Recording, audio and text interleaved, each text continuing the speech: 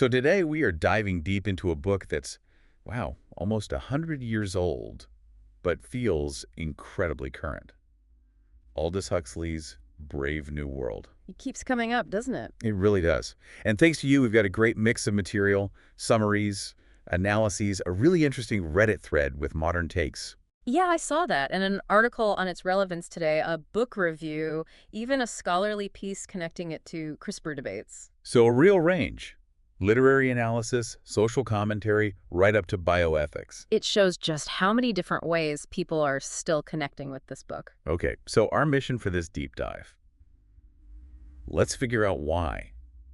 Why does Brave New World still hit so hard? What parts of its vision should we really be paying attention to now? Sounds good. Where should we start? The world itself. Yeah, let's set the scene, the world state.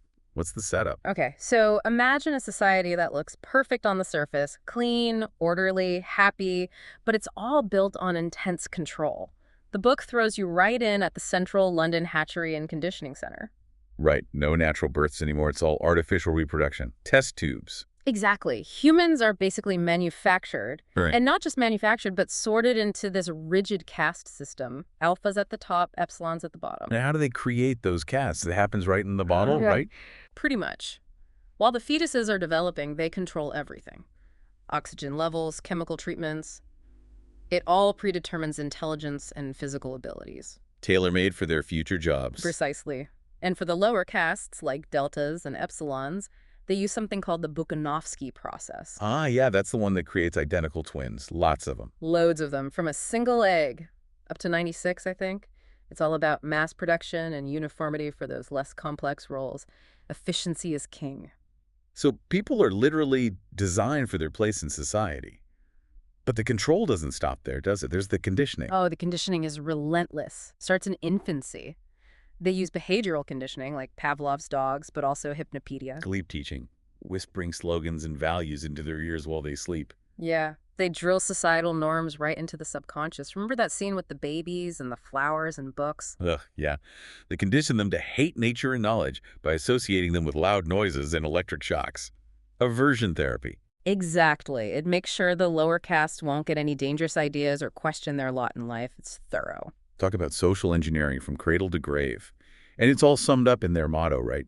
Community, identity, stability. That's the banner, yeah.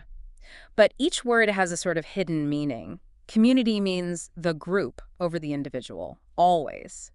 Identity is what the state gives you, your caste. And stability is the ultimate goal, maintained by all this control. And a big part of maintaining that stability is soma. Ah, Soma, the perfect drug. Happiness on demand, no side effects, no hangover, government issued. It keeps everyone docile, doesn't it?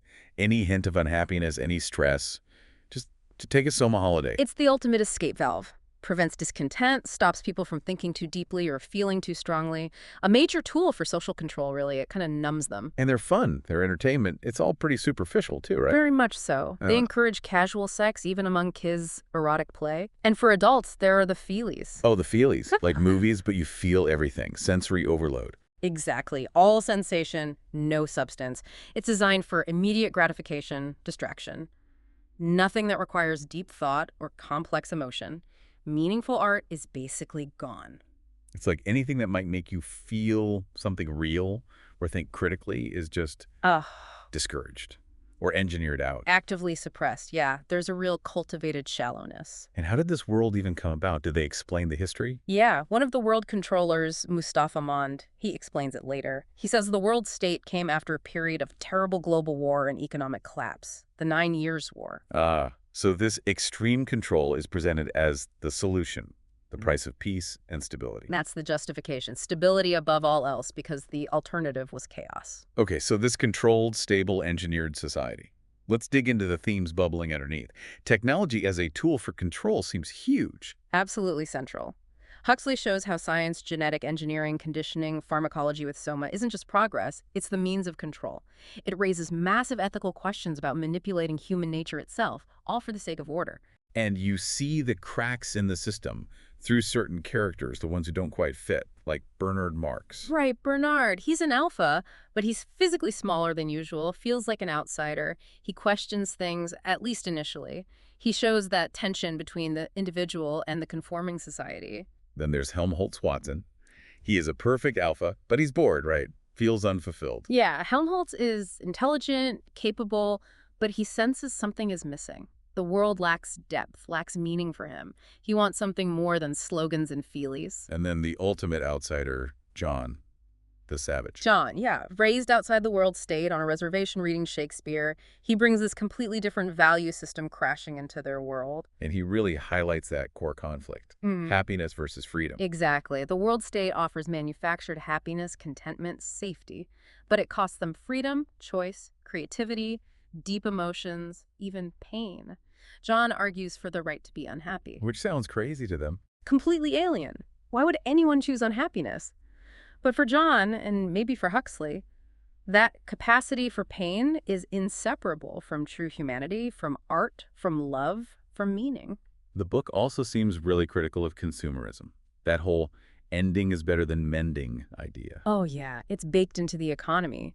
Constant consumption keeps the wheels turning and people distracted. Buy new things, throw old things away. But that applies to relationships, too. Seems like it. Relationships are casual, transient, everyone belongs to everyone else. No deep attachments. Even bodies are recycled after death. It's the ultimate disposable society. You can definitely see parallels to our own worries about consumer culture. And just the sheer lack of individuality is chilling. The identical twins from the Bokanovsky process. Yeah, mass-produced humans for mass production jobs. And the slogans, the conditioning, it's all designed to stamp out uniqueness. Totally. Individuality is a threat to stability. Critical thinking is discouraged. Conformity is everything. They control nature through genetics and nurture through conditioning. A total system.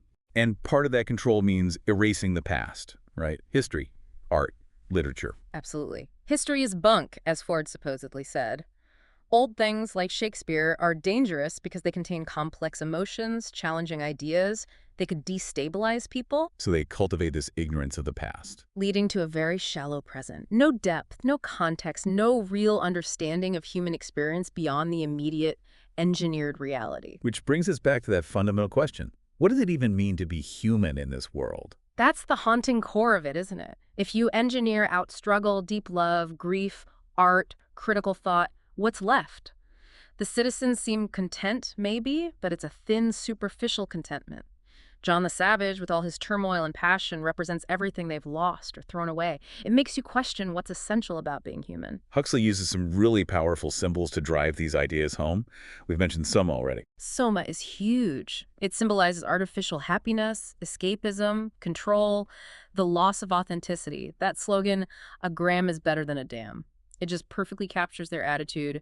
Avoid any unpleasantness at all costs. And the feelies.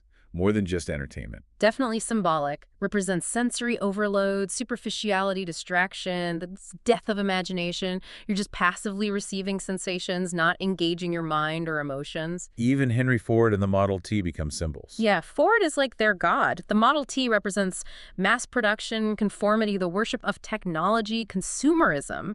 Their calendar even starts with him AF, after Ford. A total break from the past. Wow. Even zippers mean something. It sounds funny, but yeah. Zippers symbolize ease, convenience, disposability, easy on, easy off, reflects the casual, non-committal nature of relationships and maybe life itself in the world state. Everything is quick, efficient, and ultimately superficial. And the whole book is dripping with satire, isn't it? Oh, absolutely. Huxley is taking trends he saw in the 1930s, consumerism, mass entertainment, fascination with technology, utopian thinking, and exaggerating them to show their potential dangers. It's a sharp critique. The use of Shakespeare is also so effective. John quoting lines. It creates such a stark contrast. You have the depth, the beauty, the complexity of Shakespeare representing lost human culture, set against the shallow, sanitized world of the controllers. It highlights everything they've sacrificed, plus other allusions too, like to Freud, anchoring the critique in the ideas of his time. And the irony is just everywhere. Pervasive. The motto, community, identity, stability, is deeply ironic given the reality. The title itself, Brave New World, taken from Shakespeare's The Tempest, becomes incredibly ironic once you understand what this new world is really like. Miranda saw wonder, John sees horror. It's amazing how much of this still resonates, that Reddit discussion you mentioned. People really feel this book applies now. Yeah, the comments were striking. People see echoes in consumer culture, the constant need for distractions, social media, even anxieties about loneliness despite being connected. That debate about whether Huxley or Orwell got it more right, it's still going strong. Ashley Thorne's article also made some direct comparisons. She did, pointing to things like our focus on constant amusement, self-gratification, changes in relationships, birth control. She also talked about this idea of being a citizen of the world, sometimes meaning we ignore history, the old things, which Huxley warned about. And that book review had an interesting take, saying the dystopia almost fails because people are happy. That's a provocative point, isn't it? If most people are content, is it truly a dystopia for them? The reviewer even admitted, kind of disturbingly, to sometimes wishing for Soma while still seeing the darkness. Yeah, and they mentioned Huxley's own potential alpha elitism, maybe looking down on simpler happiness. Suggesting maybe Huxley couldn't imagine fulfillment without intense intellectual or emotional struggle. It's an interesting critique of the author himself. And the connection to CRISPR and gene editing debates is fascinating. It keeps coming up as a cautionary tale in bioethics. Even though the science in the book isn't exactly gene editing as we know it, it's more like controlled development and eugenics. It serves as this cultural touchstone for worries about designer babies and manipulating human nature at its core. So, looking at all these modern takes, what are the strongest parallels people are drawing today? Well, the sources bring up a few key things repeatedly. The opioid crisis often gets compared to soma mass pacification through drugs. Social media sometimes gets likened to the feelies' constant, often shallow stimulation and distraction. I can see that. Concerns about overpopulation still connect to how the world state controls reproduction. And there's that persistent idea. Maybe Huxley wasn't just predicting the future, but critiquing his present, which just happens to share a lot of uncomfortable similarities with our present. It all seems to build towards that incredible conversation between John and Mustafa Mond near the end. Yeah. That feels like the heart of the book. It really is the philosophical core. Mond lays out the logic of the world state, why they chose comfort and stability over freedom, art, science, religion. He argues those things cause instability and unhappiness, so they got rid of them. A calculated trade-off. Exactly. He makes a disturbingly rational case for their choices, from his perspective. But John's response is just pure, raw humanity. He demands the right to everything they've eliminated. Yeah. He claims the right to God, poetry, real danger, freedom, goodness, sin. He basically claims the right to the full, messy, difficult spectrum of human experience. Including the right to be unhappy. Which Mom throws back at him almost incredulously. You're claiming the right to be unhappy. And then he lists all the awful things that come with it. Disease, fear, doubt, pain. Just lays bare that central conflict. Is a life without suffering worth living if it also lacks depth, passion, and freedom? Precisely. It forces you to consider whether true meaning, art, maybe even love, requires the possibility of pain and instability. Is the engineered happiness of the world state actually desirable, or is it a profound loss? Makes you think about Huxley saying art is a protest against life's hardships. Maybe you need the hardship to get the art, to get the meaning. It's possible. The book certainly leaves you wrestling with those huge, uncomfortable questions about the trade-offs we make, consciously or unconsciously, in our own pursuit of comfort and stability.